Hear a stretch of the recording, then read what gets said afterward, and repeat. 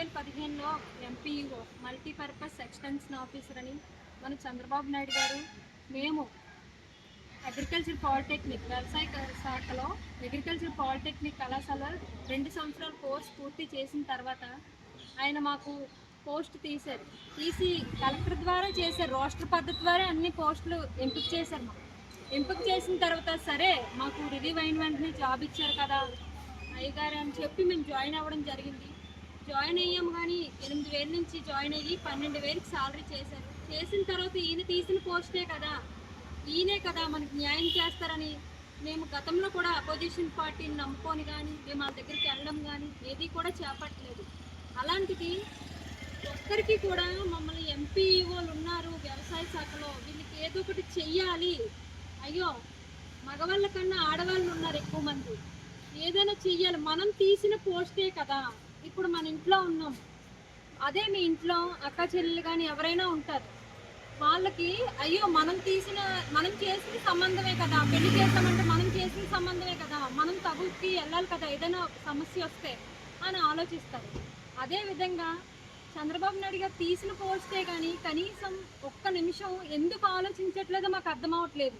ఇప్పటికీ కూడా లాగిన్లు ఇస్తున్నారు, యూజర్ ఐడి ఇస్తున్నారు, పాస్వర్డ్ ఇస్తున్నారు, ప్రతిదీ కూడా క్లస్టర్ అవనియండి, ఇన్ఛార్జ్ అవనియండి, ఏదైనా సరే ఎంపీఓలు అనేది చాలా జాగ్రత్తగా చేస్తున్నాం.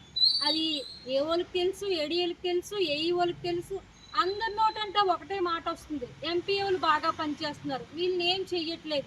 కమిషనరేట్లో కూడా ఎంపీఓలు బాగానే పనిచేస్తున్నారు, ఈ ఒక్క మాటే వస్తుంది తప్ప అంత బాగుంది, పాజిటివ్గా స్పందిస్తున్నారు, కానీ సాలరీ మాత్రం పెంచట్లేదు. ఇంట్లోని కూడా చాలా సమస్యలతో ఆడవాళ్ళం ఎదుర్కొంటున్నాం. అదేవిధంగా మగవాళ్ళు కూడా 12,000 చాలీ జీతంతో చాలా కష్టపడుతున్నారు. విత్తనాలు అమ్మడం ప్రతిదీ కూడా రాత్రి అయినా పగలైనా ఏదైనా అందుబాటులో ఏఓకి కానీ ఏడీకి కానీ ఏదైనా అవసరం అయితే మాత్రం ఎంపీఓ గుర్తొస్తున్నారు. గవర్నమెంట్ మాత్రం ఎంపీఓ అనే పదం ఎందుకు మర్చిపోతున్నారో అర్థం అవ్వట్లేదు.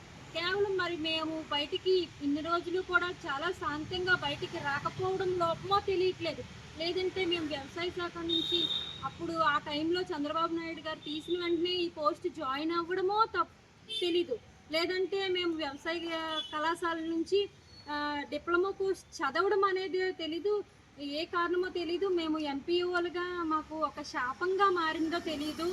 ఇప్పటికొచ్చి మా వెనకాతలు వచ్చిన వాళ్ళు ఎవరైనా సరే బాగానే సాలరీ అది ఇంక్రిమెంట్ చేసుకుని వన్ బై స్టెప్ ఒకటి అంచెలంచెలుగా ఎదుగుతున్నారు, మేము మాత్రం అలాగే ఉండిపోయాం. మరి ఏంటో అర్థం కాలేదు. 2015 నుంచి ఇప్పుడు అంటే దాదాపు 12 సంవత్సరాలు అవుతుంది, మేము ఇలాగే ఉండిపోయాం. ప్రతి ఒక్కరూ కూడా వీళ్ళు ఇలాగే చేస్తారు, వీళ్ళు ఫస్ట్ ప్రతిదీ కూడా ఇప్పుడు టార్గెట్లు ఈ సర్వేలో ఓకే రైతన్న మీకోసం, విత్తనాలు ఓకే, డబ్బులు రెమిటెన్స్, ఏదైనా సరే ఎరువులు పురుగు మందులు ఏదైనా సరే ప్రతిదీ కూడా remittance. MPO okay, MPO 100%, okay MPO 100%, అందులో ఫస్ట్ వస్తున్నాం. కానీ సాలరీ విషయంలో మాత్రం పెంచట్లేదు. ఏంటో ఇంట్లో వాళ్ళు అడుగుతున్నారు, బయట వాళ్ళు అడుగుతున్నారు, మీ పోస్ట్ ఏంటంటే ఎంపీఓ, మీరు ఎవరు తీశారు మిమ్మల్ని అంటే చంద్రబాబు నాయుడు గారు తీశారు. ఎప్పుడు తీశారంటే 2015లో తీశారు. ఎందుకు మరి మీరు ఇప్పటి వరకు ఏం చేస్తున్నారంటే మా దగ్గర సమాధానం లేదు. మీరు ఇప్పుడు ఏం చేస్తారంటే ఈ వరకు ఉంది, చిన్న పిల్లల్ని వదిలేసి కూడా మేము అసలు రోడ్డును పడుతున్నాం. రాత్రి 9 అయినా 8 అయినా ఏ టైంలో ఈకేవైసీ టైంలో అయితే అసలు ఓటీపీలు చెప్పకపోతే వాళ్ళ ఇంటికి వెళ్ళి బెడ్ రీడింగ్ పేషెంట్ దగ్గరికి వెళ్ళి మరి మొన్న ఫేస్ యాప్ వచ్చింది, ఇంతకు ముందు వరకు బయోమెట్రిక్, ఎన్నైనా చేస్తున్నాం. సాలరీ ఇప్పుడు మార్చి నెల, ఏప్రిల్, మే, జూన్, జూలై ఇప్పటి వరకు సాలరీలు లేవు. కేవలం ఇంట్లో వాళ్ళు ఏమంటున్నారంటే ఎందుకు చేస్తున్నారమ్మా ఈ పోస్టులు ఎందుకో తెలియదు, ఇప్పటికిప్పుడు మానేద్దాము అంటే ఎలా?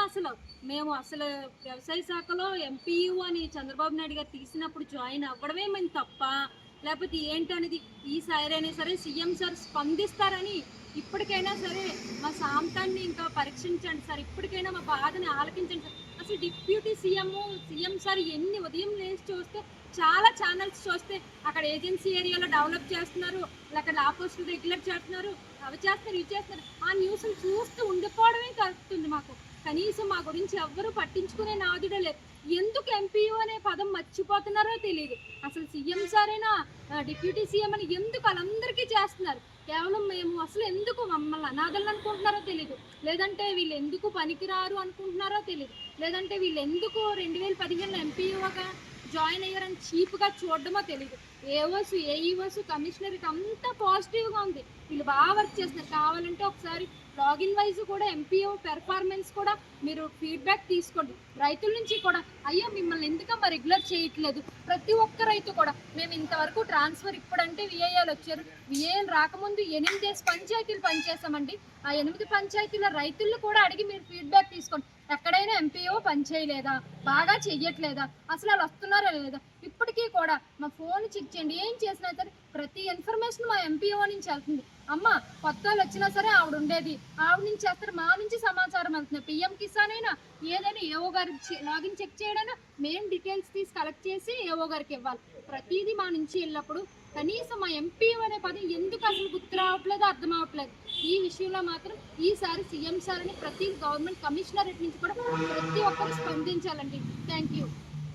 ఎంపీఓల ఐక్యత, ఎంపీఓల ఐక్యత, ఎంపీఓల ఐక్యత. సమాన పనికి సమాన వేతనం, సమాన పనికి సమాన వేతనం, సమాన పనికి సమాన వేతనం. We want Justice. We want Justice. We want Justice. ఎంపీఓల ఐక్యత, వర్ధిల్లాలి. ఎంపీఓల ఐక్యత, వర్ధిల్లాలి. ఎంపీఓల ఐక్యత. వర్ధిల్లాలి.